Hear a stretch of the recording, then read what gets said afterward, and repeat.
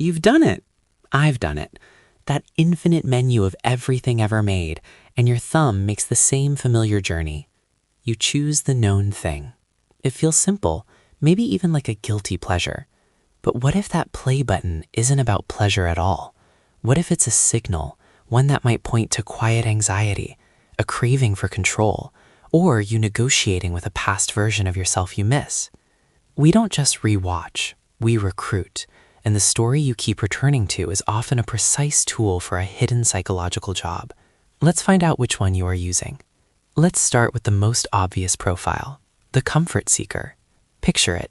Your day was a chaos of notifications, decisions, and low-grade uncertainty. Your mental bandwidth is gone. The idea of a new story with new characters and twists doesn't excite you. It feels like work. So you don't choose a show. You choose an environment, a psychological space where you are the undisputed expert. Every joke lands because you built the landing strip. Every conflict resolves because you've seen the resolution. This is your brain opting for the path of least resistance in the best possible way. You're giving your prefrontal cortex, the part of you that worries and analyzes, a night off. You are, in essence, wrapping your mind in a well-worn, perfect blanket. It's smart self-care, but it's just the surface. For some, rewatching isn't about calming the mind. It's about filling a silence they can't sit with. Meet the attention restorer. This is for anyone who's ever put on a familiar show, to fold laundry, to cook, to scroll on their phone. You're not watching. The dialogue is a soundtrack. The visuals are just a light in the room. Here's the quieter psychology. You've hit your limit on focused attention, but you're afraid of the quiet. Your mind still craves a hum, a buffer. A new drama would demand you follow it, but your old sitcom? It's auditory wallpaper. It provides just enough noise to keep your own thoughts, the ones you might be avoiding, at bay. Let's be clear, this isn't companionship, it's avoidance. A loophole where you get the feeling of not being alone without the risk of actual conversation. It's a social snack. Sometimes that's all you need. But sometimes it's a clue that you're using fiction to step-side a quieter, more complicated reality. Yet for others, the rewatch is the exact opposite of background noise. It demands total focus. This is the completionist. This rewatcher isn't seeking comfort or noise. They are on a mission of mastery. First watch for the plot, the second for the director's visual motifs, the third for the hidden clue in episode 3, the fourth for that piece of score that only appears once. For them, a story isn't consumed, it's excavated. Each rewatch is an archaeological dig for deeper meaning. And underneath this intellectual pursuit is a deeper hunger, control. In a world that's messy and unresolved, here is a contained universe with fixed rules. You can understand it fully.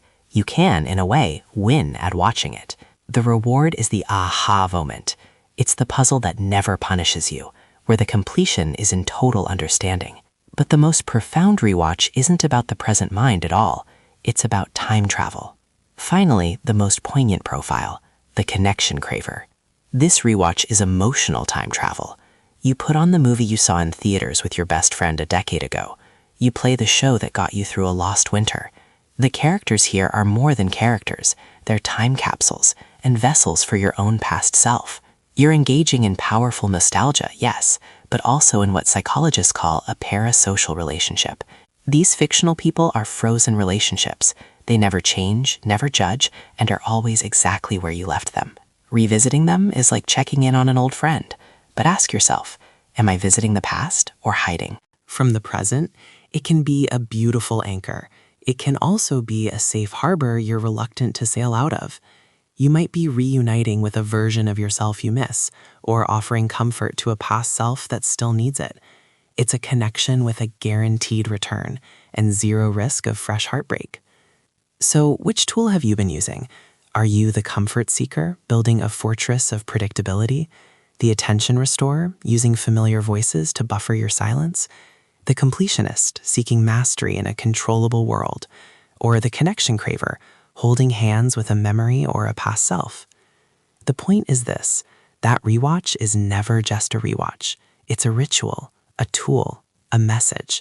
Your mind is asking for something specific, safety from chaos, a barrier from silence, the illusion of control, or a bridge to the past. And you, smartly, are giving it exactly what it needs by returning to a world where you already know the way.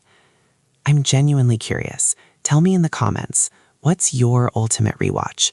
And more importantly, which of these 4 roles do you see yourself in when you press play? Be honest. The answer might tell you what you're really looking for. If you want more of these conversations about the hidden patterns in your everyday behavior, you're in the right place. Subscribe and let's keep figuring it out together.